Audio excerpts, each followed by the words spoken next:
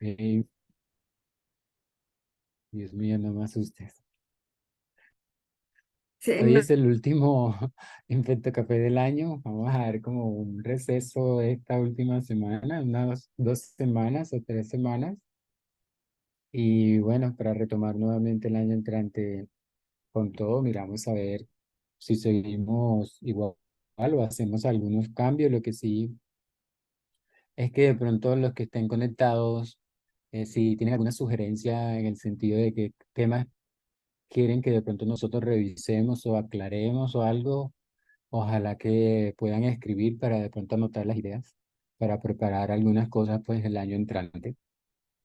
Bueno, hoy lo que he querido es como dar algunos tips que uno tiene en cuenta a la hora de escoger antibióticos. No hay una regla. Ojalá pudiera verla en el sentido de que todos hablaríamos el mismo idioma, pero yo creo que es tratar en lo posible que todos manejemos como una misma línea en el sentido de cuando escojamos antibióticos lo hagamos de la mejor manera o lo más adecuado posible o apropiado posible. Pero bueno, ahí vamos a mirar algunas cosas. Espérenme aquí, hago esto. Preciso. Esto es lo que vamos a revisar. Pues vamos a ir viendo uno por uno. Vamos a mirar primero la parte epidemiológica y factores de riesgo a tener en cuenta. Siempre importante antes de escoger antibiótico es mirar la parte epidemiológica, ¿no? O sea, no es lo mismo estar aquí en Cartagena que en cualquier otra ciudad de Colombia o en otro país o hasta aquí mismo en una misma ciudad en diferentes hospitales, o sea, porque son diferentes epidemiologías y los pacientes igualmente pueden tener factores de riesgo diferentes. Entonces, empiezo con esta diapositiva en el sentido en que ustedes pueden mirar que a medida que ha venido pasando el tiempo, pues es menos el desarrollo de antibióticos nuevos, entre comillas, para lo que se está generando de gérmenes, sobre todo resistentes, multidrogos resistentes. En los últimos tiempos ha habido un poquito de auge en el sentido de algunos antibióticos que anteriormente se estaban usando, otras combinaciones para poder darle como un tratamiento a los nuevos gérmenes con el nuevo perfil que estamos viendo de multidrogo resistencia, de carbapenemasas y lo demás. Entonces, en estos últimos años ha habido como un auge, sobre todo para regímenes gran negativos, sobre todo. Algunos para gran positivo, pero mucho más desarrollo para gran negativo. Pero la tendencia es cada vez menos antibióticos que en años anteriores o en décadas anteriores. Entonces, eso es lo que tenemos que hacer es realmente cuidar los antibióticos, utilizarlo de la mejor manera y vamos a ver que el impacto a muchos años, si lo hacemos bien, vamos a poder seguir utilizando estos antibióticos. El uso de antibióticos, sobre todo en este momento en unidades críticas o a nivel hospitalario, realmente tiene que ir con la tendencia a y el sentido de hacer de-escalamiento o ajustar. Yo creo que es la mejor palabra que podemos usar nosotros en español es ajustar el esquema. O sea, ya no tanto seguir con el mismo esquema empírico con que uno empezó, como a veces veíamos antes, en el sentido de que a todo el mundo le ponían, por ejemplo, banco imeropenen o banco piperacinatas o Bactán y con eso terminaba el paciente.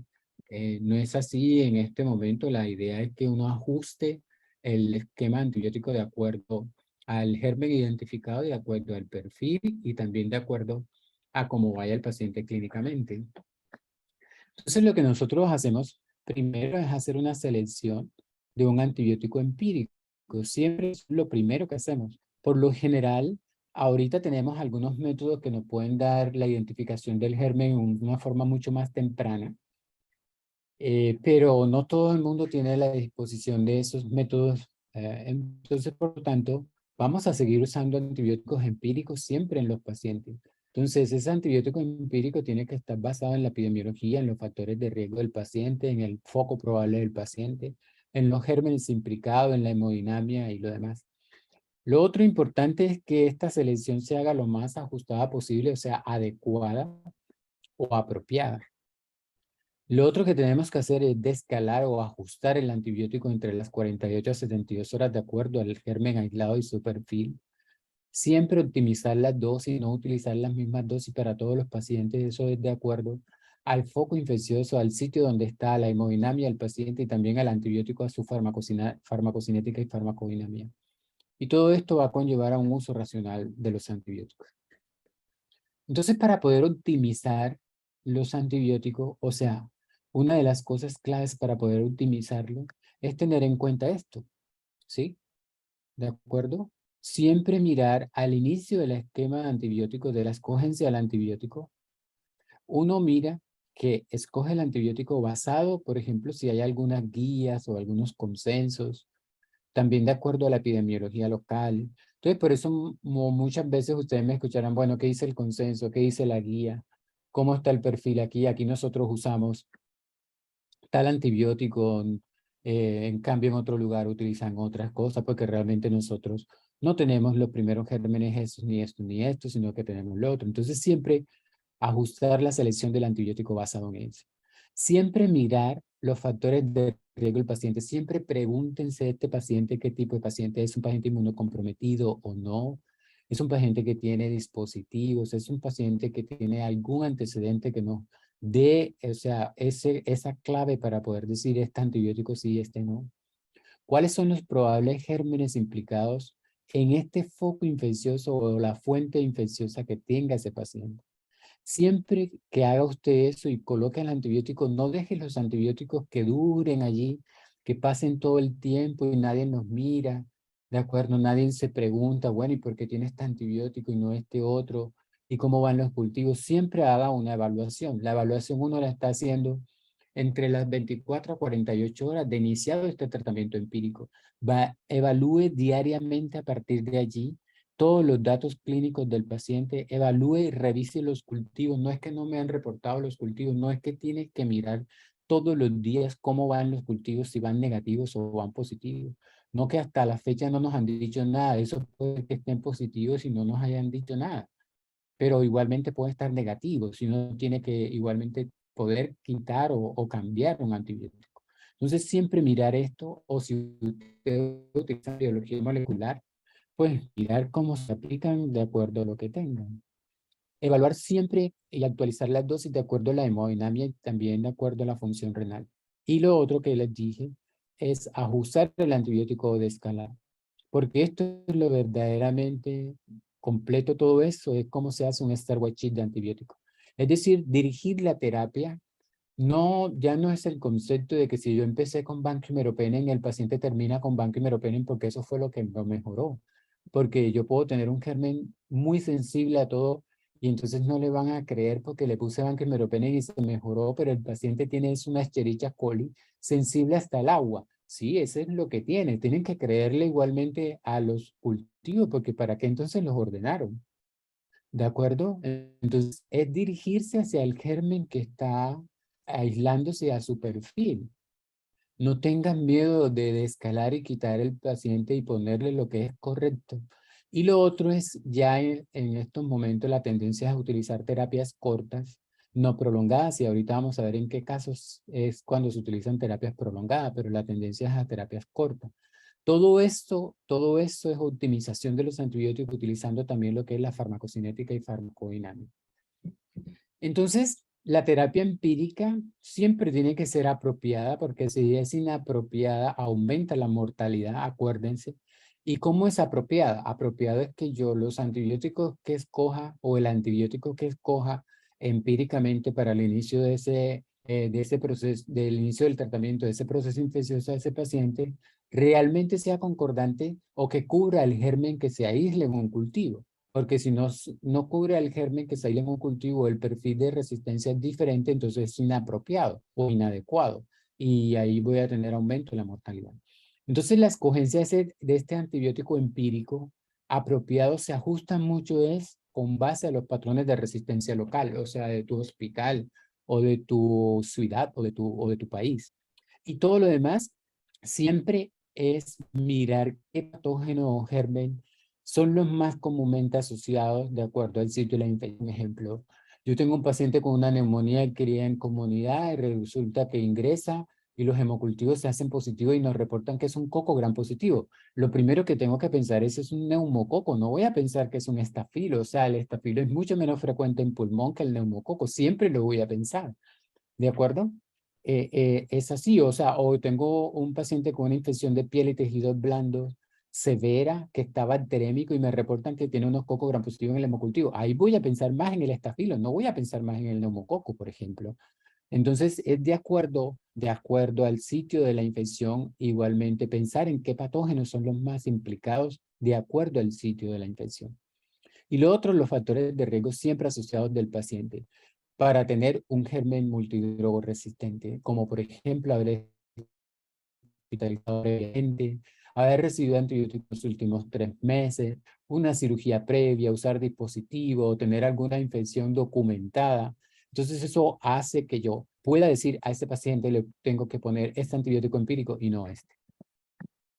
Entonces, siempre en la terapia empírica, de acuerdo al tipo de infección que se establezca, siempre mire factores específicos del paciente, si el paciente está en falla multiorgánica o no, si tiene dispositivos, si ha estado hospitalizado previamente, si ha usado antibióticos previos, si está inmunosuprimido, porque de acuerdo a eso uno empieza a mirar, tengo estos genes probables, este es el foco infeccioso y esta es la terapia empírica.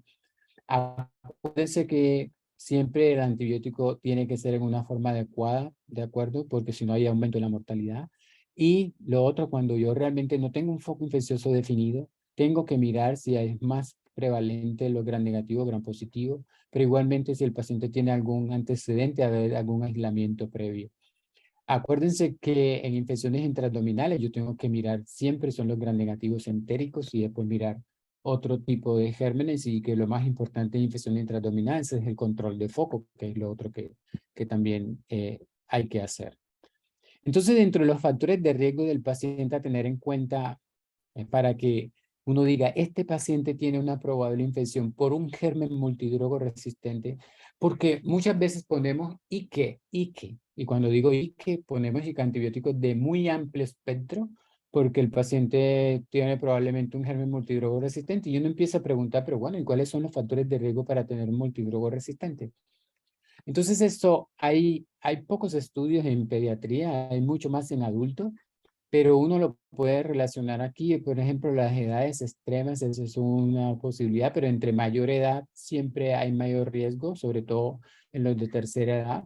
Si hay alguna comorbilidad, por ejemplo, diabetes o no. Miren que los adultos utilizan este índice de Charson para mirar todas las comorbilidades o todo lo que tenga el paciente con relación a que ha tenido previamente. Entre mayor índice de Charson tiene mayor riesgo de tener un germen multidrogo resistente. Infecciones urinarias a repetición, uso de esteroides, inmunosupresión, igualmente haber sido trasplantado o tener una enfermedad pulmonar obstructiva crónica, una neutropenia, una reciente cirugía, fíjense. Estos son como lo general. Pero estos que están aquí es para todos, incluyendo pediatría, incluyendo adultos. Si ha estado hospitalizado previamente y mucho más en los últimos 12 meses, hospitalizaciones prolongadas también me condiciona a mí con una probabilidad de que tenga un germen multidrogo resistente. Haber sido transferido de un hospital a otro, eso es un mayor riesgo. Haber estado en UCI y todo también si uno conoce la epidemiología de esa área o de esa zona. Haber recibido antibióticos en los últimos 3 meses, esto es incluyendo tanto adultos como pediatría. Aquí están todos los betalactámicos, pero mucho más contundentes las fluoroquinolonas, carbapenémicos o aminoglucósidos. Siempre pregunten esto. Este paciente ha estado hospitalizado previamente, ha recibido antibióticos previos, ha estado en varios hospitales, ha estado en UCI. ¿Sí? ¿Qué antibióticos ha recibido en los últimos 3 meses? Porque esto es contundente para pensar en un germen multidrogo resistente colonizándolo. Y mucho más si ha tenido algún aislamiento que hayan identificado y que ese paciente haya dicho, no, es que está colonizado por una enterobacterial productora de beta-lactamasa de espectro extendido o de resistencia a carbapenemasa, o a este paciente ha tenido una colonización por estafilometicilino resistente o acinetobacter o pseudomonas. Eso es supremamente importante porque ahorita vamos a ver si estar colonizado previamente me condiciona que yo pueda tener una infección posterior o el uso de dispositivos, ya sea sondas vesicales o uso de gastrostomía, o igualmente, o tubo de o sondas nasogástricas o catéteres venosos central o haber estado en ventilación mecánica o no, o hemodiálisis o diálisis peritoneal. Entonces, fíjense que todos esos factores de riesgo uno lo tiene que preguntar porque estos son factores de riesgo para tener un germen probablemente multidrogo resistente. Lo otro que no siempre poner amplio espectro es lo mejor, no siempre, porque todo el mundo cree que poner amplio espectro, ahí estoy cubriendo todo y ya no importa, después puedo ajustar, no. Lo más importante, y este es el primer mensaje para todos los que estén conectados, es iniciar una terapia empírica adecuada o apropiada, y eso es con base a lo que hemos estado diciendo. Pero es que no tiene sentido, o sea, no tiene ciencia que yo a todo el mundo que le pongo banco y ahí me cubre todo ya, y después miren a ver lo que hacen. Es que eso no es como hacer una buena medicina. Eso no es tan así como que le gaste uno tanta energía o tantas neuronas para pensar en que a todos los que llegan aquí le voy a poner banco y independiente porque es la UCI. No, no, la escogencia del tratamiento empírico tiene que ser lo más adecuado y apropiado, pero no siempre es de amplio espectro. Y este es un ejemplo en el cual la mayoría de los antibióticos que colocaron empíricamente fueron de amplio espectro. Y miren, aquí está en la barra más oscura, dice antibiótico de amplio espectro empírico y supuestamente para cubrir gérmenes multidrogoresistentes y cuánto fue el aislamiento de esos gérmenes. Entonces miren que cuánto es el porcentaje por lo general de que se le coloca para cubrir estafilometicilino resistente, casi el 45% de las veces. Y miren el aislamiento, a veces es menos del 10%, o sea, la recuperación. Pero miren todo lo que ponemos siempre. Miren, por ejemplo, para gérmenes resistentes a cefalosporinas de tercera. Por lo general, más del 50% cubre esto, pero miren cuánto más o menos aísla en una forma general, ¿no? Y en cualquier tipo de gérmenes con un perfil de resistencia se pone mucho más un amplio espectro, pero resulta que la recuperación de lo que se cree que tenga multidrogo resistencia es cada vez menor. ¿Cómo se traduce esto? En este lado izquierdo, que ustedes ven de este lado, aquí ven terapia inadecuada y adecuada empírica. Acuérdense que les dije que lo ideal es una terapia empírica adecuada. Adecuada quiere decir que yo cubro el germen y probablemente su perfil de resistencia que se aísle. Inadecuado es que no lo cubro. Entonces, miren, cuando yo coloco una terapia inadecuada o adecuada, que es con base a la epidemiología, los factores de riesgo del paciente, todo lo que hemos hablado, eso es como escoger adecuado o inadecuado. Diferencias con relación a mortalidad hospitalaria, diferencia con relación a compromiso renal agudo e intrahospitalario o presencia de Clostridium difícil. Entonces miren que adecuado e inadecuado, cuando yo coloco más terapia inadecuada, o sea, que quiere decir que no tengo en cuenta para escoger antibiótico todo lo que hemos hablado hasta ahora, la diferencia es un poco más marcada, es decir, hay peores desenlaces en inadecuado, aunque comparándolo con lo adecuado, no hay diferencia solamente aquí, que es en la parte de mayor riesgo de Clostridium difícil cuando usted coloca una terapia inadecuada, porque puede impactar mucho más en otro sitio que en el sitio realmente de la infección.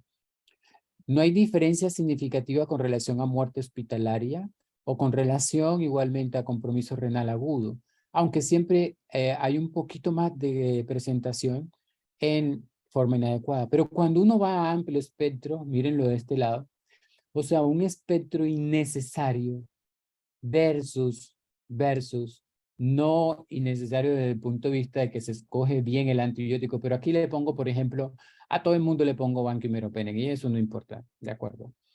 Entonces, miren que colocar antibióticos de muy amplio espectro en una forma innecesaria, miren que sí se traduce en una significancia para todo. Hay mayor mortalidad en amplio espectro innecesario.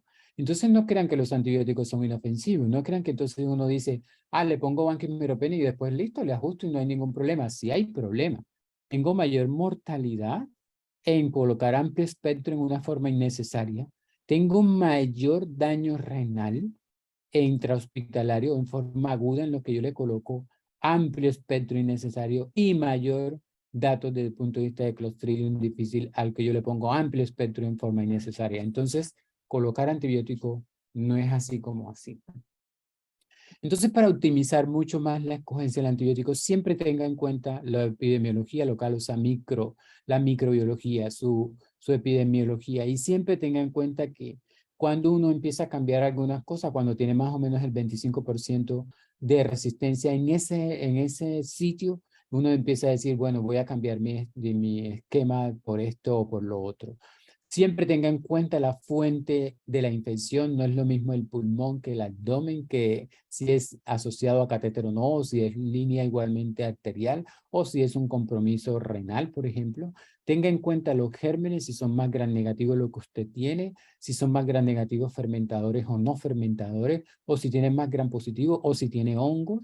Siempre mire todos los factores de riesgo de sus pacientes para multidrogoresistencia o no, y todo lo demás asociado a la severidad del cuadro infeccioso del paciente. Es decir, si tiene un cuadro séptico o si está en disfunción orgánica o falla multiorgánica, y si tiene, ¿cómo se dice?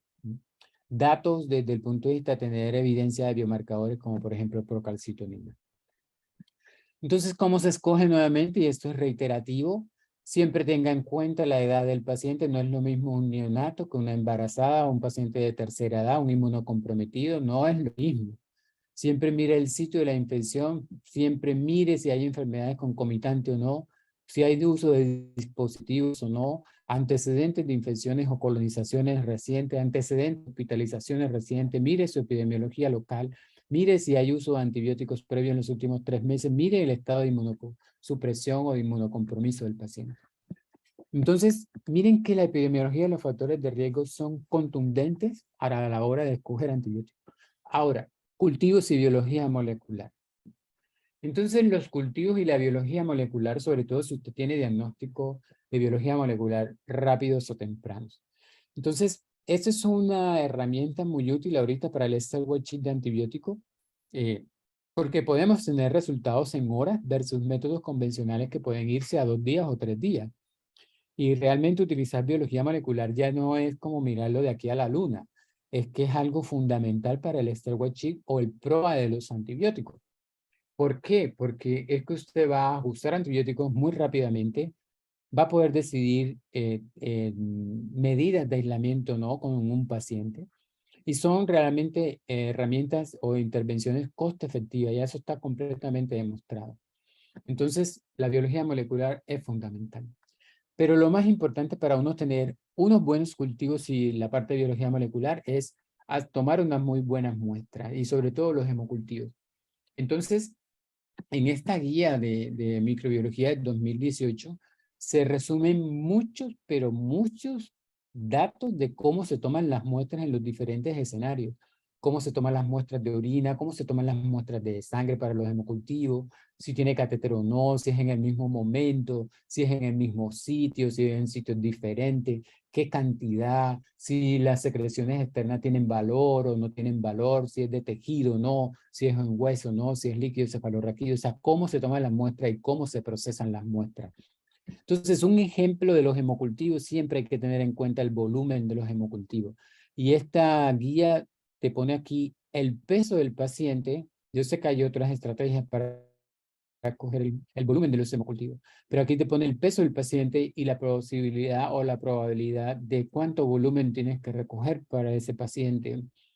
Entonces, por ejemplo, un adulto mínimo son 20 cc, o sea, tienes que recoger 10 cc, aquí lo pueden ver, 10 cc por cada frasco de hemocultivo, o sea, más o menos 20, pero también puedes irte a 30, o sea, 15 o 15 de acuerdo a los cultivos como los tenga, o puedes hacer igualmente en el C, puedes tomar 3 hemocultivos. Pero esta es la posibilidad o la no, la proporción de que de escogencia de el volumen de sangre para poder tener un buen aislamiento de acuerdo al peso del paciente. Ténganlo en cuenta, esto no es al ojo, ya estos son datos contundentes con relación para poder optimizar el aislamiento en los hemocultivos. Y lo otro, ya esta diapositiva la conocen mucho, es de acuerdo al método que yo tenga de identificación. No es lo mismo utilizar métodos bioquímicos manuales que utilizar, por ejemplo, secuenciación o malditos espectrofotometría de masa o lo normal, que son métodos automatizados, que es lo que tenemos la mayoría. pero ya muchos tenemos estos métodos que son métodos mucho más rápidos que en horas nos pueden dar el resultado, o sea, film a raíz de sepsis o film a raíz de líquido cefalorraquídeo, o igualmente gastrointestinal o respiratorio, o igualmente tener maldito a la mano, que eso nos ahorra todo este tiempo desde los métodos normales a tener métodos mucho más rápidos y aislamiento más rápido. Y les pongo un ejemplo. Este paciente se le hicieron los hemocultivos, este es un paciente oncológico, ¿no? Se le hicieron los hemocultivos positivos. Aquí dice, miren, positivos y lo que nos dijeron, no, son bacilos gram negativos. Ah, ok, listo, bacilos gram negativos. Entonces montenle un panel de sepsis. Y le montaron el panel de sepsis y a la hora y media nos reportaron el panel de sepsis. Si no hubiésemos hecho un panel de sepsis, este hemocultivo que se reportó aquí positivo, hubiésemos tomado la muestra de ese hemocultivo y la hubiésemos sembrado en agar chocolate y en agar sangre. Y lo que iba a crecer, lo más probable era el gran negativo que estaba predominando. Pero miren por el film array de sepsis, ¿cuántos gérmenes tenía este paciente? Tenía Acinetobacter baumannii, tenía Stenotrophomonas maltophilia y tenía Candida krusei. O sea, tenía 3 gérmenes en el film array de sepsis. Y contra los 3 le dimos manejo. Y esta es una de las ventajas de utilizar el film a raíz de sepsis, por ejemplo, en pacientes oncológicos.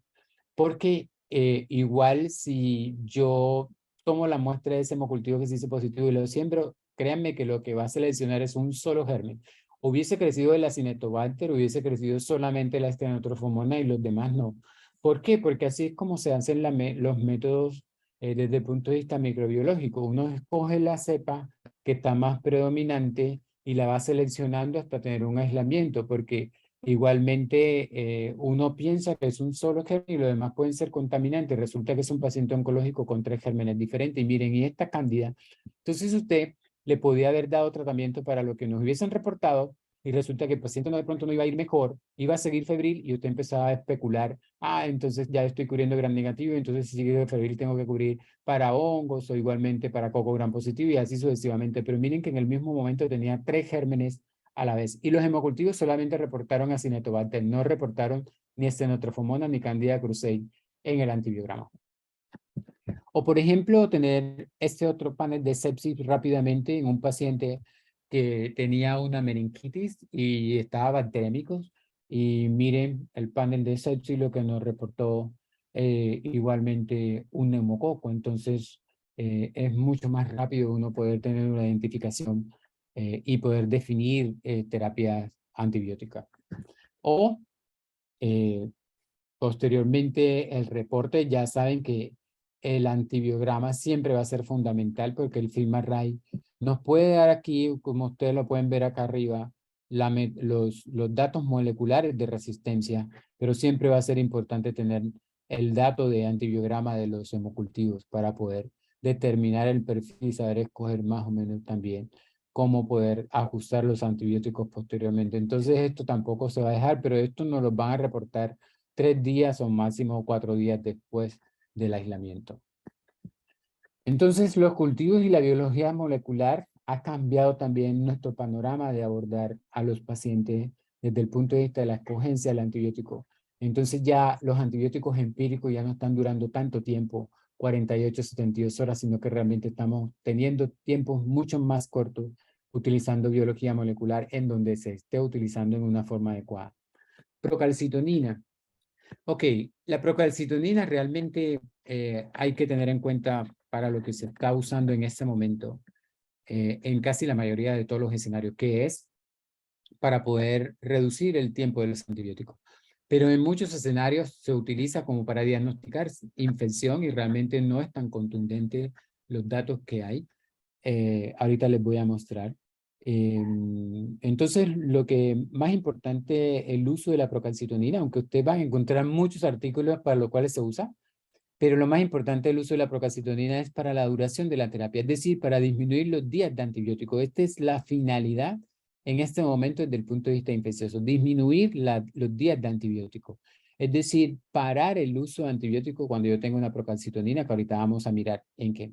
Es decir, descontinuar el uso de antibiótico cuando yo tenga un delta de procalcitonina del 80% o un valor de menos de 0,5 microgramos por mililitro. Es decir, yo un paciente con una neumonía, por ejemplo, bacterémico o no, de neumonía cría en comunidad, ese paciente ingresa y se hace una procalcitonina y ponle a usted que la procalcitonina le vino en 20, en 10 o en 5, como quiera. Y le hago un control a las 72 o 96 horas y eso hay una reducción del 80%. Lo que les voy a mostrar en los estudios es que, o menos de 0,5 microgramos, es que usted puede allí suspender el uso de antibióticos. ¿Sí? Y eso se ha traducido en ahorro de dosis diarias de antibióticos, de 9,3 o casi 10 a pasar a 7,5. Eso no pareciera tanto, pero por volumen de pacientes sí es mucho. Y la mortalidad igual, con significancia estadística de pasar de menos del 20% a anteriormente si usted no hace este ajuste de antibióticos a más del 25%. Entonces, hay que tener en cuenta que hay causas no bacterianas de aumento de la procalcitonina. ¿Como cuál? Miren eso, pacientes con sepsis, con o sin infección bacteriana documentada. O sea, yo puedo tener un paciente con sepsis en donde en cual no hay procalcitonina aumentada. Entonces, no es que siempre que yo tenga procalcitonina negativa es porque el paciente no tiene una infección. Por eso es que el dato de que si está positiva es porque tengo una infección y si está negativa es porque no la tengo, no es tan contundente. O igualmente con algunas condiciones relacionadas a sepsis, como por ejemplo pancreatitis o quemaduras, pueden que de pronto la procalcitonina no tenga una elevación. Pero miren, además de eso, los cánceres pueden que tampoco pueden elevarlo, pero también lo pueden elevar. Los cánceres también pueden elevar la procalcitonina. Pero miren este otro, SDRA, puede que no aumente la procalcitonina. Hay muchos pacientes con neumonía que hacen SDRA, que lo tienen que ventilar. La procalcitonina está negativa o baja y eso no quiere decir que no tenga un proceso infeccioso, ¿sí? O, como les dije, ya procesos neuroendocrinos que pueden hacer que no esté elevada. Y causas que hacen que los niveles estén elevados, pero no tan altos, bajos. Miren, una infección localizada, puede que de pronto la procalcitonina esté normal o baja, o realmente de niveles muy bajos. Infecciones crónicas o subagudas, o infecciones que no has podido controlar. Por ejemplo, como colecciones o abscesos, pueden tener niveles bajos de procalcitonina. Y eso no quiere decir que el paciente no tenga una infección. Entonces, fíjense que es controversial utilizar la procalcitonina para poder decidir si tiene una infección o no. Pero ahorita vamos al estudio CONDO, que fue publicado en el 2019. Esto es un metaanálisis que incluyó más de 18 estudios, más de casi 3,000 pacientes. Nuevamente, la mayoría de los estudios están en adultos, pacientes críticamente enfermos, donde definieron sepsis de acuerdo a la definición del 2016 y también igual a la de 2001, cogieron algunos datos de 2013 también. Entonces, para resumirle, esta es la sensibilidad, la especificidad y el área bajo la curva de la procalcitonina para identificar sepsis. Entonces, ustedes pueden ver que la sensibilidad está en 0,8, pero la especificidad en 0,75 y el área bajo la curva 0,84. Pareciera que da algunos datos, pero realmente, miren que al final, realmente el intervalo de confianza eh, y el diamante está prácticamente aquí en 0,7 o 0,8, más o menos, 0,7, 75 o 0,8 para la sensibilidad, por ejemplo. ¿De acuerdo? Entonces, este estudio Kondo no es que de pronto mostró unos datos tan contundentes en el sentido de que si siempre que la procalcitonina esté elevada es porque yo tengo una infección. No, o sea, hubo mucha variación e igualmente la parte del análisis no concluyó de que usted tenga que utilizar la procalcitonina para poder definir si el paciente está séptico o no. Pero este estudio, que es el estudio OASIS, más de 15 hospitales en Holanda, utilizó en una forma aleatorizada, igualmente es en adulto, en el grupo donde se hizo procalcitonina y se hizo interrupción del tratamiento antibiótico y el otro la terapia estándar. Entonces, la procalcitonina se utilizaba para parar el tratamiento antibiótico si tenía menos de 0,5 nanogramos el delta o más del 80% de disminución con relación al pico inicial, o sea, el delta. Este es el estudio OASIS, es el estudio más contundente en donde se hizo con relación a este dato de utilizar parar el tratamiento antibiótico cuando la procalcitonina fuera menos de 0.5 o un delta del 80% entre un valor y otro. O sea, en un valor inicial con un valor control a las 72 horas o 96 horas. Y eso hizo que en el grupo de procalcitonina de interrupción del tratamiento antibiótico se utilizaran cursos más cortos de tratamiento con una diferencia absoluta de más o menos 1.22 días, con igualmente no había aquí un intervalo de confianza más o menos contundente. Sí dio una P significativa, pero con un intervalo igualmente que uno podía decir, pero estos datos no son tan contundentes. Pero la diferencia hacia tener menos días con cursos de antibiótico sí lo mostraba. Pero miren que la adherencia a las recomendaciones de procalcitonina fue pobre, es decir, a pesar de que había documentación de que se podían quitar los antibióticos con una disminución de la procalcitonina de menos de 0.5 nanogramos o el delta del 80%, apenas el 44% o menos de los médicos realmente lo hicieron. Y eso es lo que uno ve en la práctica. Se manda la procalcitonina baja, pero ¿le quitaron los antibióticos? No. Y porque sigue con antibióticos, no es que el paciente sigue todavía con esto, con lo otro, y no utilizan realmente la utilidad de este estudio, que es el estudio OASIS, para poder definir y suspender el antibiótico cuando se cumplan estas medidas, que es por debajo del 0.5 o del 80% del delta de la procalcitonina. Apenas el 44% menos cumple con esto.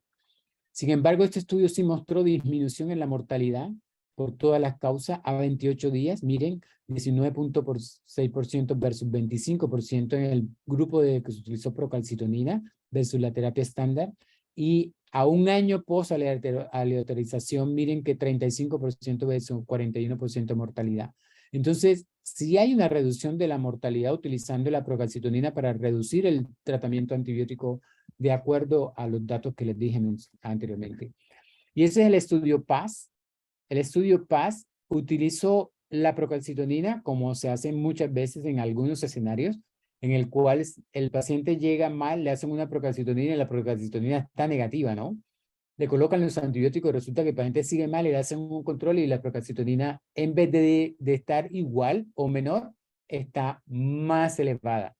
Ese es el escenario diferente al estudio OASI. Entonces, ellos miraron qué pasaba en el estudio PAS cuando la procalcitonina, su control era más elevado que el anterior. Entonces, lo compararon con la terapia estándar, ¿sí? Y igualmente en el grupo de procalcitonina, donde se escalaba el antibiótico porque la procalcitonina aumentó con base al dato inicial. Entonces, aquí miraron desde el punto de vista de cuando escalaba o cuando se descalaba con relación al aumento de la procalcitonina. Entonces, este estudio mostró es el escalamiento de antibióticos tomado con base a la procalcitonina. Lo que se encontró es que hubo mayor curso prolongado de antibióticos. La duración de la terapia media fue mayor en el donde se aumentó el esquema o el espectro de los antibióticos tomando la procalcitonina, más días de tratamiento antibiótico, ¿sí? Miren, comparado estudio, en el grupo de la procalcitonina, 65% versus 57% en la terapia estándar. Igualmente se utilizó más terapia antibiótica de amplio espectro, más días de piperacina tazobactam, más días de ciprofloxacina en el brazo de la procalcitonina. Y realmente no hubo desde el punto de vista de diferencia en tiempo de terapia con relación a pacientes desde el punto de vista de documentación microbiológica. Y ustedes pueden ver aquí que la mortalidad a 28 días fue muy similar, no hubo ninguna diferencia, o sea, no diferencia en la mortalidad sobrevida a 28 días, ¿de acuerdo? Entonces, escalar utilizando la procalcitonina no tiene ningún impacto, al contrario, hubo más días de ventilación mecánica, hubo un incremento en el riesgo de falla renal y hubo mayor estancia hospitalaria prolongada. O sea que el escenario o el estudio PAS es uno de los peores escenarios para tomar la decisión de tomar la procalcitonina para guiarle el escalamiento antibiótico. Entonces, y eso es lo que más frecuente vemos. La procalcitonina se elevó y aumentaron el espectro de los antibióticos. El paciente estaba con antisulfa, pasaron a cefepime, a meropenem, a banco, y resulta que ese escenario realmente es uno de los peores para utilizar el escalamiento de antibióticos, o sea, tomando a la procalcitonina. Uno puede escalar con base a otros datos, pero no lo tomen con base solo a la procalcitonina porque no hay suficientes datos. Entonces, en resumen, el escalamiento guiado por procalcitonina no debería ser usado, ¿de acuerdo? O sea, no se debe usar la procalcitonina para guiar el escalamiento de antibiótico. Uno tiene que utilizar el escalamiento de antibiótico tomando en base a otras cosas. No hubo mejoría en la sobrevida y al contrario, se asoció con peores desenlaces. ¿Cómo hacemos para optimizar y descalar o ajustar antibióticos adecuadamente? Entonces ya las terapias prolongadas realmente no son mejores desde el punto de vista de desenlaces.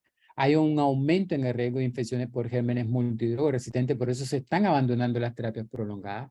Ahorita hay muchos más datos sobre terapias cortas. Uno de estos estudios es el estudio STOPIT en infecciones intraabdominales, que comparó 4 versus 8 días, ¿sí? Y muchos otros datos en el cual realmente utilizar tratamientos cortos, en infecciones transabdominales complicadas en el sentido de peritonitis terciaria, donde ustedes saben que se utilizaban más de 14 o 21 días anteriormente y que realmente utilizar tratamientos mucho más cortos no se asocia a realmente a mayores complicaciones. Entonces el estudio STOPI, que es el estudio de peritonitis secundaria, que es el más referenciado en duración de tratamiento antibiótico en infecciones intraabdominales complicadas, realmente lo que dice es eso, terapias más cortas, 3-5 días es suficiente para una infección por una peritonitis secundaria a una apendicitis perforada o a cualquier otra víscera perforada. En la guía de sobreviviendo a la sepsis, la última, bueno, en esta referencia 2017, lo que sugiere es de duración de tratamiento de entre 7 a 10 días en infecciones serias, con pacientes en sepsis y en choque, aunque la recomendación es débil con una baja calidad de la evidencia.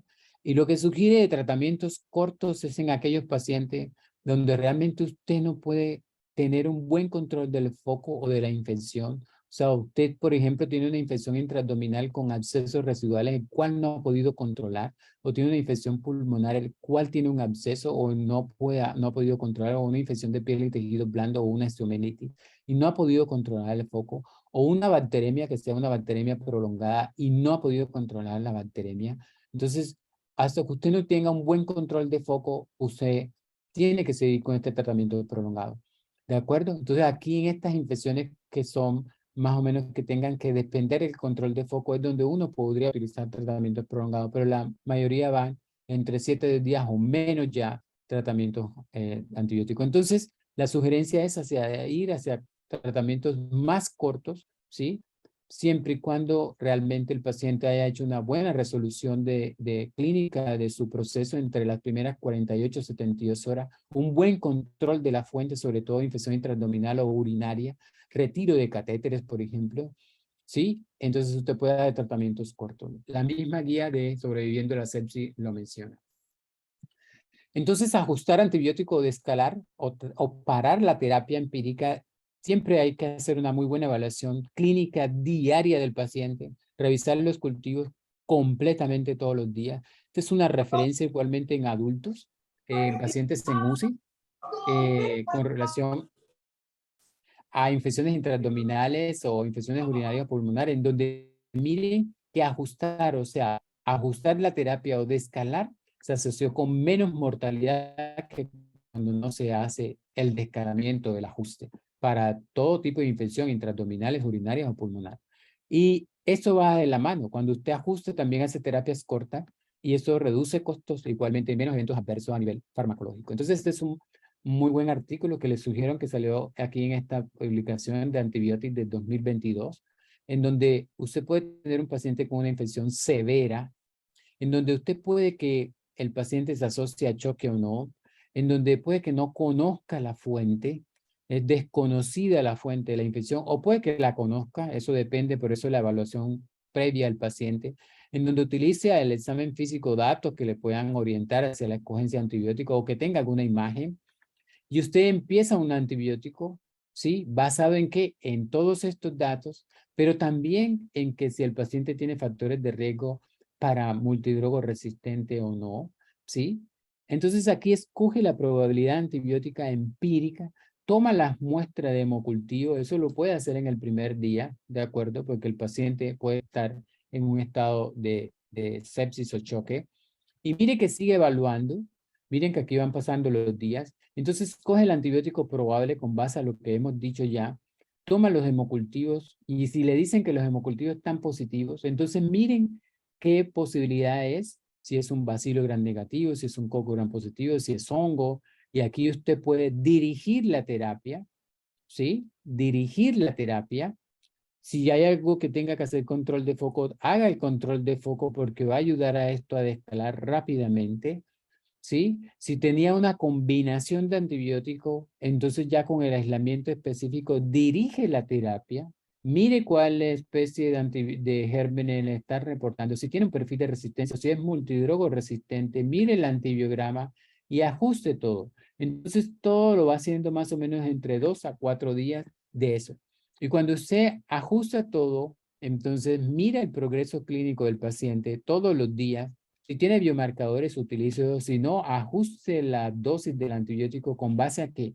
A la farmacocinética, al antibiograma, a si el paciente está en falla o no, si tiene terapia de reemplazo renal o no, igualmente si tiene compromiso renal o no. Y aquí ya usted, con relación a todo esto, o escala o descala. De acuerdo, el paciente clínicamente va mejor, hay un buen control de foco, un control de la fuente adecuadamente, tiene el cultivo, ajusta esto y usted puede descalar. O el paciente sigue mal, ¿sí? No hay un buen control de foco, el germen es un multidrogo resistente, usted no lo está cubriendo, usted escala. Y aquí ya determina el tratamiento definitivo.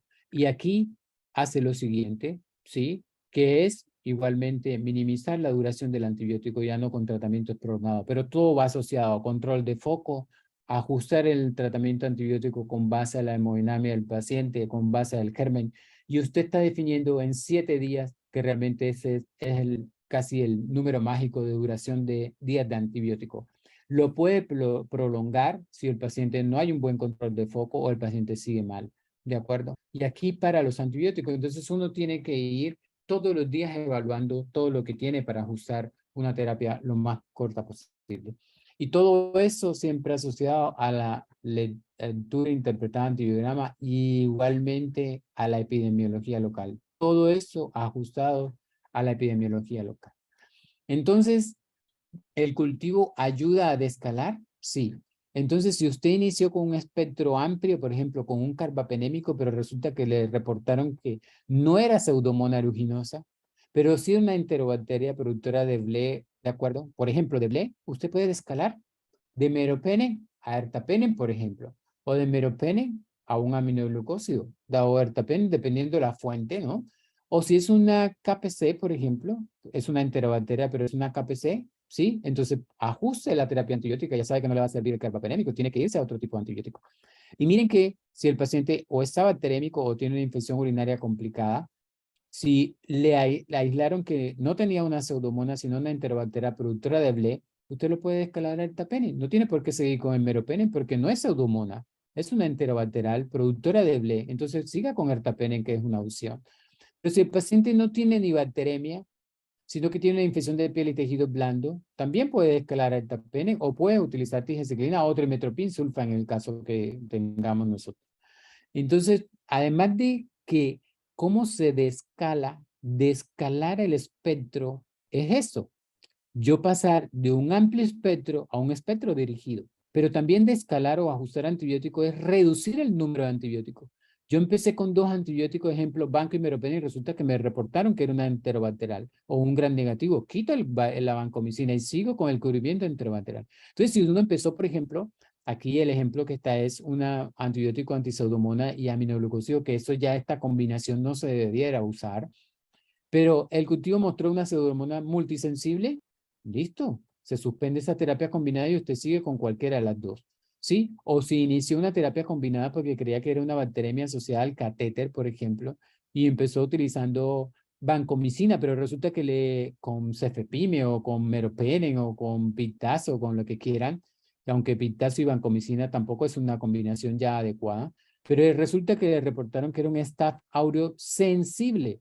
Suspendan la terapia combinada, sí, en este caso, quítele la banco y póngase fasolina o isacilina porque es un staph sensible.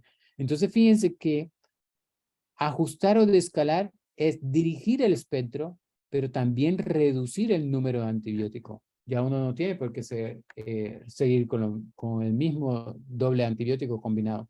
Pero también es ajustar la dosis, ¿sí?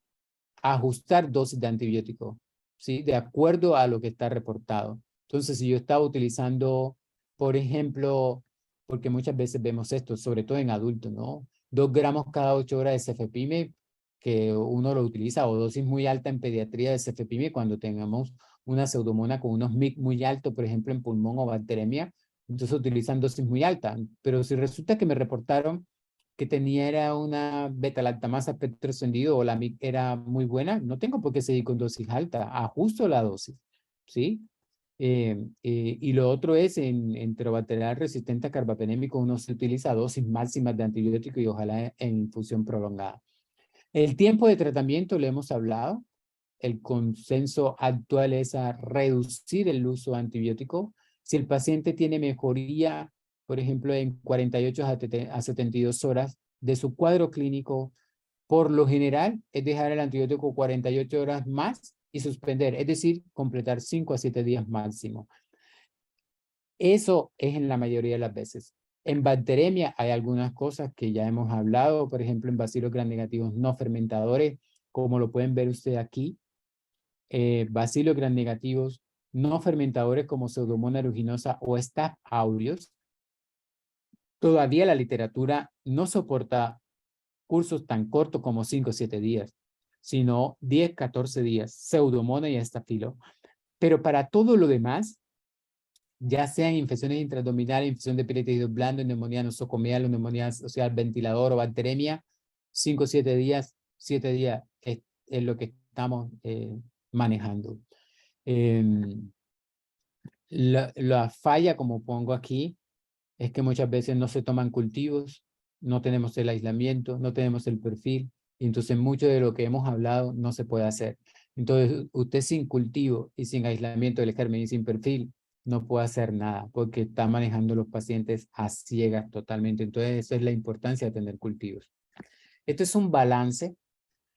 Si usted no descala, como está aquí, no descala, sino que todo lo usa cursos prolongados de antibióticos, no usa descalamiento porque no hace cultivo, no usa biomarcadores para tomar adecuadamente medidas para reducir el uso de antibióticos. Total que no reduce la duración ni el espectro ni el número de medicamentos de antibióticos, va a conllevar a que esto haga una presión selectiva de antibióticos, aumento de la resistencia. Y si usted aumenta la resistencia bacteriana, tiene que empezar a usar antibióticos de muy amplio espectro para combatir esta resistencia. Y si se aumenta el espectro de antibióticos, el uso, va a haber mayor presión selectiva, mayor resistencia, y es un círculo vicioso.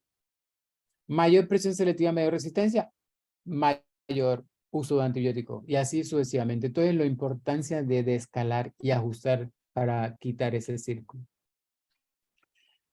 Ya casi para terminar, la farmacocinética en pacientes críticos es fundamental. Acuérdense que no todos los antibióticos actúan de la misma manera, hay que estar pendiente de la distribución, metabolismo y eliminación de los antibióticos. Acuérdense que los betalactámicos y los aminoglucósidos son hidrofílicos con volumen de distribución bajo, en el cual eso hace que usted pierda concentraciones cuando el paciente está séptico y tendría que aumentar dosis y utilizar dosis de carga.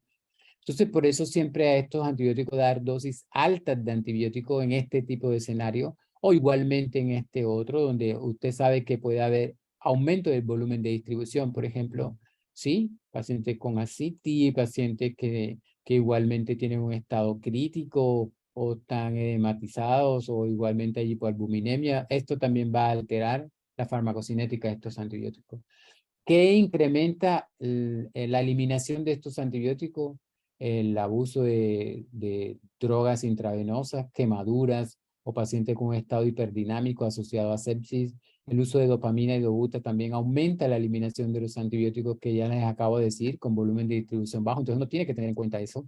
Entonces, por eso, en pacientes críticos Cuando usted utiliza cefepime, por ejemplo, tiene que usarlo si está manejando Pseudomonas aeruginosa en infusión prolongada, siempre 3 a 4 horas, porque se ha visto que disminuye la mortalidad de un 3% si hace las cosas como esta en pacientes críticos, en sepsis, en choque y que tengan aislamiento de Pseudomonas. Si va a utilizar cefepime, póngalo en infusión prolongada porque la mortalidad es mucho menor que si no lo hace, como si lo pusiera en infusión intermitente, sobre todo en pacientes en UCI.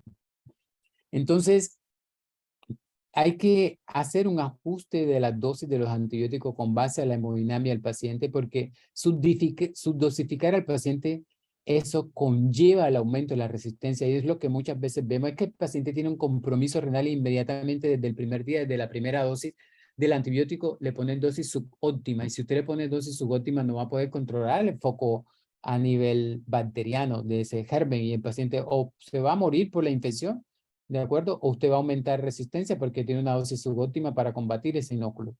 Entonces, tenga en cuenta siempre que el aminoglucósido y la vancomicina tienen rangos muy estrechos entre el irse hacia eventos adversos o igualmente en tener buenas concentraciones. Son muy variables, por eso son los que hay que medir más frecuente. Los aminoglucósidos tienen que hacerse niveles séricos 1 hora antes de la segunda dosis y de vancomicina ya ustedes saben cuál es el sido de todo el problema de la medición de sus niveles séricos porque están mucho más asociados a daño renal. Esto es la manera como está referenciado en pacientes críticos, si están hiperdinámicos, si están con desbalance de líquidos, si tienen disfunción orgánica o no, si tienen compromiso renal o no, si tienen soporte vasopresor o no, cómo incrementan o no, cómo cambian el volumen de distribución de estos antibióticos y qué es lo que hay que hacer para que ajuste uno el antibiótico. En una forma más resumida es esto. En los pacientes críticos o graves, uno utiliza más antibióticos hidrofílicos con volumen de distribución bajo, ¿sí? En donde esos están los beta-lactámicos. Aminoglucósidos no tienen tanta evidencia, pero sí más beta-lactámicos y glucopéptidos. Siempre miren si hay igualmente algo que está haciendo pérdida de volumen, en el cual usted puede perder la concentración tanto de la banco como de los beta-lactámicos, como se ve aquí. Miren que si hay aumento del volumen de distribución, usted pierde la concentración, como lo ven. Pierde la concentración, entonces tendría que utilizar dosis de carga, que es lo recomendado en glucopéptidos cuando usted utiliza en pacientes bacterémicos, una dosis de carga de 30 o 40 miligramos kilo o de 20 a 40 dosis de carga y después sigue con infusión continua. E igualmente en beta-lactámico dosis alta. Alcanzar el área bajo la curva lo más rápido posible es en las primeras 48 horas. El área bajo la curva, esto es con vancomicina, como les dije. La recomendación es tener un área bajo la curva entre 400 y 600 en las primeras 24 a 48 horas. Por eso hay que poner dosis de carga de banco en pacientes críticos. Y todo esto se tiene que ajustar al PRO. Entonces, cuando uno utiliza antibióticos en una forma inadecuada puede pasar lo siguiente. O pueden haber mucho más eventos adversos de antibióticos, o puede haber un aumento de la resistencia antibiótica, o aumentar la mortalidad, ¿sí? O hacer lo que se llama corresistencia, o sea, impactar en la aparición de otros gérmenes, por ejemplo, como Clostridium difficile, aumentar estancia hospitalaria o también el costo a nivel intrahospitalario. Entonces, el uso inadecuado de antibióticos realmente no es bueno para un hospital. Y lo otro es que usted puede hacer igualmente generación de mayor resistencia. Esta es la regla de los 30, utilizada más para países como nosotros, en vías de desarrollo y lo demás.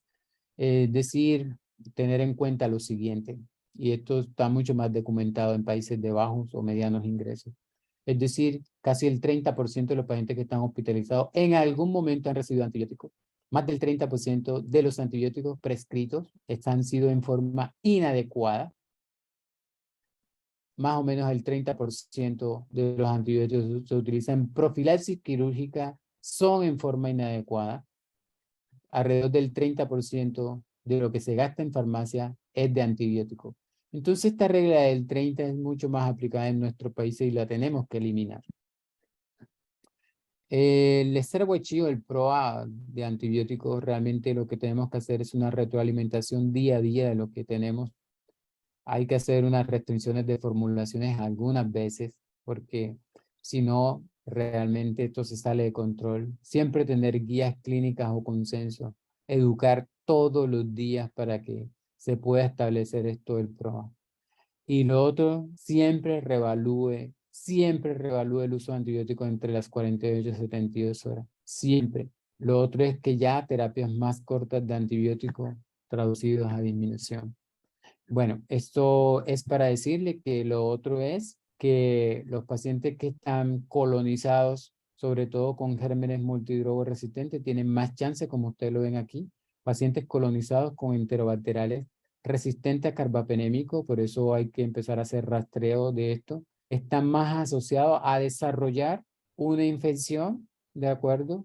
Más o menos el 36% de los pacientes colonizados con interbacteriales resistentes a carbapenémico pueden hacer una descompensación o una infección por este germen colonizando, versus los que no están colonizados. Por eso es importante saber si los pacientes que yo les acabo de decir, que han estado en estancia hospitalaria prolongada, que han usado antibióticos previos, con esos múltiples factores, están colonizados con enterobacteriales resistentes a carbapenémico, porque pueden hasta el 36% hacer una complicación desde el punto de vista de una infección por este mismo germen.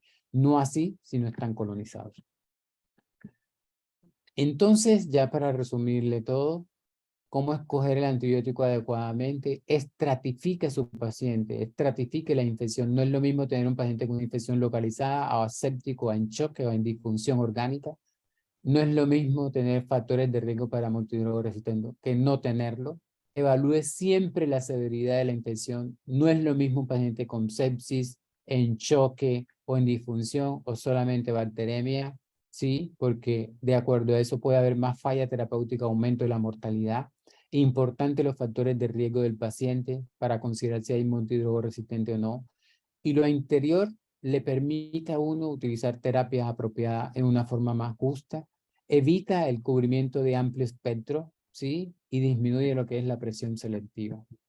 Entonces, la propuesta de escogencia empírica es conocer la epidemiología de cada institución, definir la severidad de los factores de riesgo del paciente, mire si los principales gérmenes que usted tiene son Escherichia coli y Klebsiella, ¿de acuerdo? Mire su porcentaje de beta-lactamasa de espectro extendido y de carbapenemasa que usted tenga en su hospital o sobre todo en la unidad. Mire si la Pseudomonas aeruginosa está dentro de sus principales 5 gérmenes para poder decidir, yo empiezo siempre con cefepime o pintazo o cuál. De acuerdo a la severidad del paciente, escoja el antibiótico. Mire entonces si usted tiene más BLE, tiene que cubrir BLE, si tiene más carbapenemasa, tiene que cubrir más carbapenemasa. Mire si tiene pseudomonas multidrogo resistente o no, ¿de acuerdo? Miren las UCI, cuál es la prevalencia de BLES para ver si utiliza carbapenémicos o no. Mire cuál es su prevalencia de carbapenemasa para ver si utiliza los nuevos antibióticos ahorradores de carbapenémico.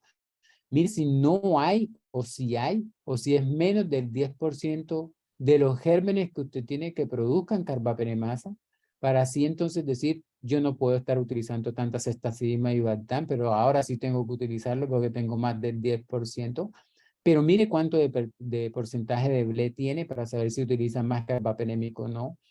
Mire si ve si realmente meropenem es su primera opción, pero es de acuerdo a si tiene más BLE o si tiene igualmente más AMSEO, qué es lo que tiene, porque usted puede tener otras opciones, ¿de acuerdo? Como por ejemplo ertapenem o amikacina o trimetoprim sulfa, como estamos usando nosotros, ¿sí? Y siempre que tenga pseudomonas aeruginosa, ajústelo al antibiótico a su sensibilidad.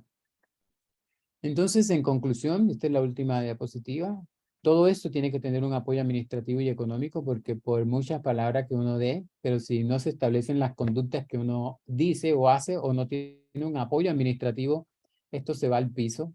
Y la mayoría de la gente piensa que esto es pura carreta, en el sentido, perdonen la expresión, de que, sí, claro, es que ahorita como dice que esto es multidrogo resistente o esto hay que cortizar a un paciente o miren, no pueden recibir más pacientes porque ustedes tienen un brote o miren que ahora hay que utilizar este tipo de antibióticos porque ya esto realmente está relacionado con mayor mortalidad. Resulta que si uno empieza a dar algunas estrategias y uno está solo, realmente no va a tener ningún impacto porque muchos piensan que saben manejar muy bien antibióticos y que saben manejar muy bien las infecciones y yo a veces los entiendo porque es que antes no había infectólogo, pero es que ahora tienen la especialidad. Entonces apóyense de esta especialidad porque ustedes no, nosotros estamos metidos todos los días en esto. Entonces, la única finalidad es apoyar y sacar a los pacientes adelante. Pero si la parte administrativa no te da la espaldarazo, va a ser muy difícil que tú hagas un buen control. porque esto se necesita también apoyo económico para ciertas estrategias. Entonces, esto es institucional, esto no es de una sola persona, esto es institucional y esa es la manera como lo tienen que vender o lo tenemos que vender. Es un equipo completo que tenemos que tener un tiempo dedicado y ciertos datos para priorizar y tener metas definidas. Metas definidas, es decir, yo ahorita miro cuál es mi sitio más crítico en mi hospital o en mi clínica y por ahí empiezo en donde se está usando más de antibióticos en tal, entonces empezamos ahí, donde tengo más resistencia es allí. No empiecen por todo el hospital porque va a haber un desgaste, sino empiecen a mirar los sitios críticos y empiecen por ahí y empecemos a mostrar desde ese sitio. Con base en eso, vamos a tener una construcción de una guía antimicrobiano, como decir, esta es la primera opción que podemos tener. No empiecen a utilizar que este es mi primera línea, mi segunda línea, mi tercera línea, porque yo no sé quién ha inventado las líneas, pero sí todo es ajustado a la epidemiología y a lo que uno tiene. Esta es mi primera opción y entonces usted no puede usar esta opción si no es esta porque el perfil es este. Y eso se va cambiando de acuerdo a cómo se va moviendo la epidemiología. Definir los indicadores para medir los resultados. Entonces yo quiero impactar más en bacteremia asociada a catéter porque es lo que más tengo, en infecciones urinarias o en neumonía asociada al ventilador, o en el DDD de antibiótico, o en el DOT de antibiótico, o en resistencia. O sea, hay que definir un dato y empezar a trabajarlo y después sí empezar con los demás. Empezar con lo más sencillo para ir a lo más complejo, es lo que les acabo de decir, porque si no, uno quiere abarcar todo el hospital y no se va a poder hacer eso. Miren cuáles son los escenarios para mostrar este mejor desenlace, sobre todo en pacientes de crítico.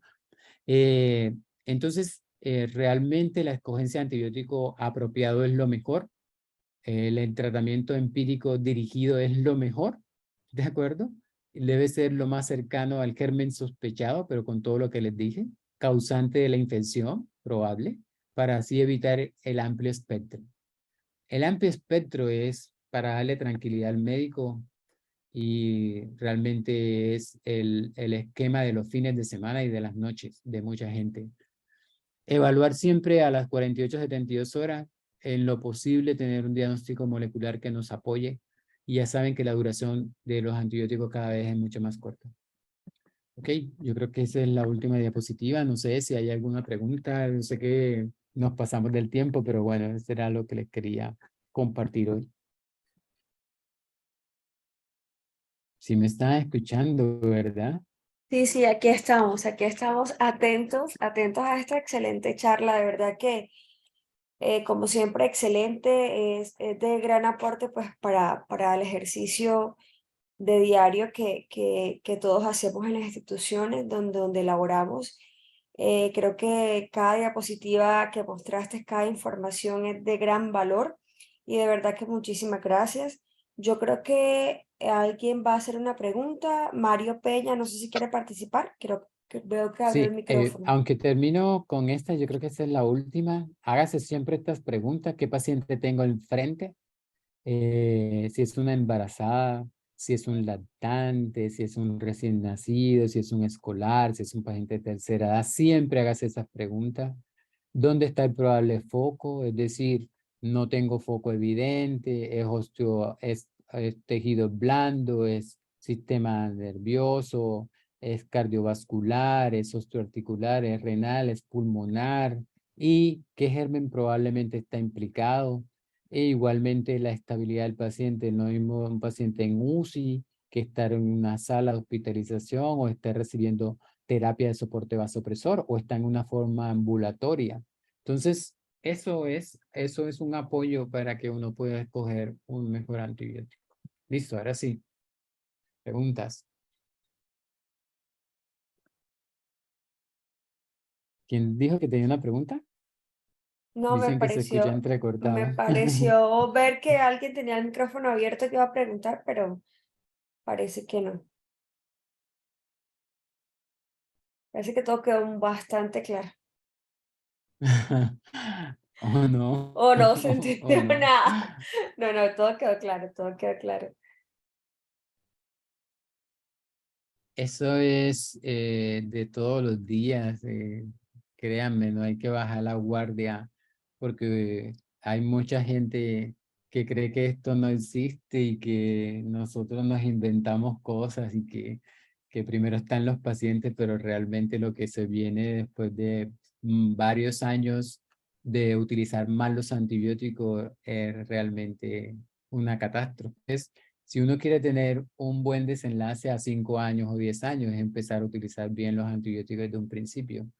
Pero para muchos médicos, con todo el respeto, piensan que salvar un paciente hoy es ya la garantía y resulta que no todas las veces cuando uno pone antibióticos de muy amplio espectro, le estoy salvando la vida al paciente, al contrario, puede estar condenando al paciente.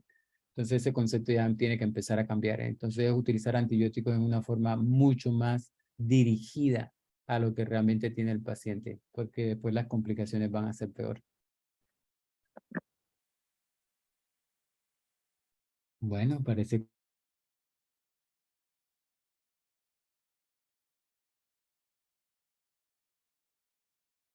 este es el último Infectocafé. Créanme que necesitamos, yo no sé cuál estrategia vamos a usar, Ali, para que de pronto nos hagan llegar su retroalimentación en el sentido de que qué tema preferirían o querrían que discutiéramos aquí los próximos Infectocafé o si hay alguna propuesta bienvenida, entonces para que de pronto lo miremos para los próximos Infecto Café.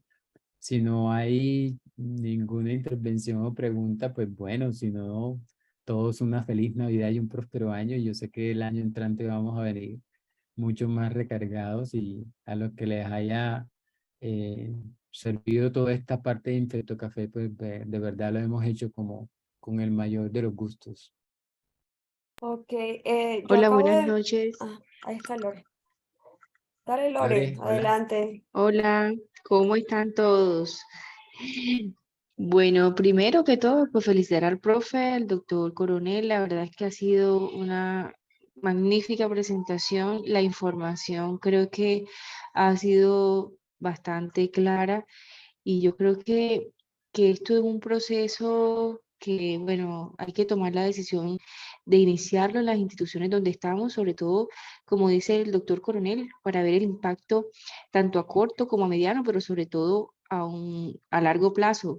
Y de hecho, pues el problema que se está evidenciando en las instituciones hospitalarias, por lo menos en donde tengo la oportunidad de he tenido la oportunidad de comenzar a laborar y es que cuando no se implementan o cuando no existían estos programas y no se ha implementado el PROA, definitivamente pues los perfiles de resistencia son muy altos y la verdad es que revertir esa situación a veces es un poco compleja, pero bueno, es como dice el doctor, trazarse unos objetivos puntuales e ir, sí, trazándose unas metas para que sean pues objetivamente cumplibles. Pero bueno, yo creo que todo no solamente es labor del infectólogo, sino que también es labor de cada uno de nosotros y creo que ha sido una charla que es transversal a todas, digamos, a todas las especialidades y a todo el personal, porque es que la decisión la toma de decisiones de inicio de manejo empírico, por ejemplo, está en manos de todos. Entonces yo creo que es una información muy oportuna, muy precisa y que es transversal a toda la prestación del servicio. Muchas gracias, doctor, y de verdad también Ok, les Lore. deseo a todos una feliz Navidad y bueno, felices fiestas, ¿no? Ok. ¿Quién sube las charlas? ¿Vos o Ali, verdad? ¿Quién? Lore, Sí, Lore la cualquiera de las sube. dos. Ajá, exacto. Allí escribí en el chat el correo electrónico donde ustedes pueden enviar las sugerencias de pronto de qué cambios quieren o qué cambios sugieren o qué temas sugieren o dinámicas para el Infecto Café del año 2023. Entonces las tendremos en cuenta. Nos pueden escribir a ese correo. Y pues ahorita subimos el video a nuestro canal de YouTube y en cuanto tengamos el link, pues se los empezamos a enviar pues a los respectivos chats que tenemos, en donde damos la información de la entrada acá a la sala de Infecto Café. Por ahí se los hacemos llegar por los diferentes chats a donde les llega el mismo link de Infecto Café. Ah, otra cosita Ok. es que también en el canal, pues hacer preguntas, ahí tienen la posibilidad de cada charla, pues preferiblemente pues la que se va cargando, ahí pueden hacer consultas, pues porque obviamente al tener la facilidad de volver a ver la charla, tal vez surjan inquietudes, entonces ahí la pueden cargar las preguntas ahí, nosotros pues revisando el canal, ahí nos damos cuenta pues si hay alguna inquietud y se la transferimos pues al doctor. Entonces, esa pues podría ser otra opción que tienen disponible las personas que se conectan o que la ven. Ok, Lore, vale. Bueno, Ali, te toca cerrar. No, pues definitivamente, pues agradeciéndoles a todos el acompañamiento en este espacio, pues de todo corazón y principalmente el agradecimiento es más a Wilfrido Coronel, que con sus enseñanzas todos los lunes nos fomenta esas ganas de seguir estudiando, de seguir creciendo académicamente. Gracias también porque este año pues se nos unió a la participación en este momento Steffi y Juan Pablo, que son los fellows de infectología pediátrica del CES, que están rotando en este momento con Wilfrido. Y no, pues esperamos que el otro año nos sigan acompañando y escuchamos sus sugerencias a través del correo electrónico. Y bueno, feliz Navidad para todos y feliz año 2023. Vale, listo. Una feliz noche y una feliz Navidad y un feliz año a todos. Gracias por todo. Bueno, Claro. bueno, chao. Cuídense mucho.